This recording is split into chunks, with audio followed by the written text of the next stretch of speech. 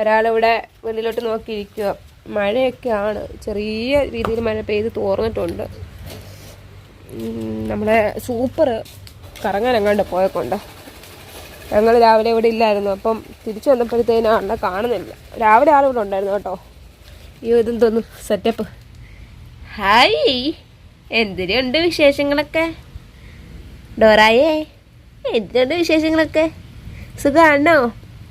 ഞങ്ങൾ പുറത്ത് പോകുന്ന ടൈമിൽ അവിടെ വെച്ച് 2 പട്ടിക്കുഞ്ഞുങ്ങളെ കണ്ട്. ഒന്ന് തെരുവിൽ വളരുന്നതാണ്, ഒന്ന് ഏത് വീട്ടിലെയാണ്.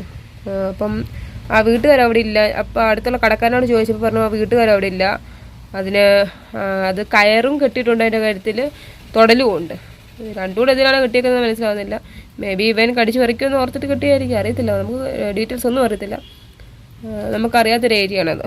അപ്പം നമ്മൾ അയാളോട് ചോദിച്ചപ്പോൾ അയാൾ പറഞ്ഞു ആ വീട്ടുകാർ 2 ദിവസം കൊണ്ട് എവിടെയോ പോയേക്കുന്നു. അത് കാരണം ഇവൻ കയറ് പൊട്ടിച്ചാണ്.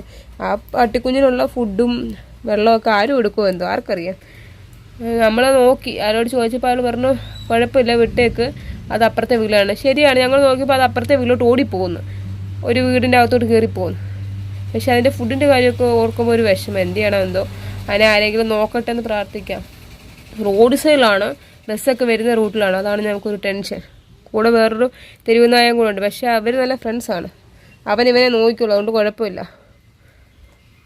അപ്പോൾ ഞങ്ങൾ തിരിച്ചു വന്നപ്പോഴത്തേന് ഡോറ എടുത്തിട്ട് വന്നു. അപ്പോൾ ഡോറ ഇങ്ങനെ മണത്ത് നോക്കുന്നു. അവർക്ക് മനസ്സിലായി ഞങ്ങൾ ഏതോ പട്ടികളെടുത്ത് പോയെന്നുള്ള കാര്യം. അവർക്ക് അസുഖക്കാരല്ലേ അങ്ങനെ. പിന്നെ ഞാൻ പറഞ്ഞു ഞാനൊരു പട്ടികളെയും തൊട്ടിട്ടില്ലേ, ഡോറയെ പറ്റി മാത്രമേ ഞങ്ങൾക്ക് ചിന്ത. അതുകൊണ്ട് ഞങ്ങൾ ഒരു നായക്കുട്ടിയെയും തൊട്ടിട്ടില്ല. ഞങ്ങളുടെ അടുത്തുകൂടെ ഏതോ നായക്കുട്ടി പോയി, അത്രേ ഉള്ളതൊക്കെ പറഞ്ഞ് സ്വന്തമാക്കി വെച്ചേക്കുവാണ് ആളെ. അവർക്ക് എല്ലാ കാര്യങ്ങളും അറിയാം, എല്ലാം മനസ്സിലാവും. അല്ലേടാ പൂജ? പറയിക്കോട്ടെ.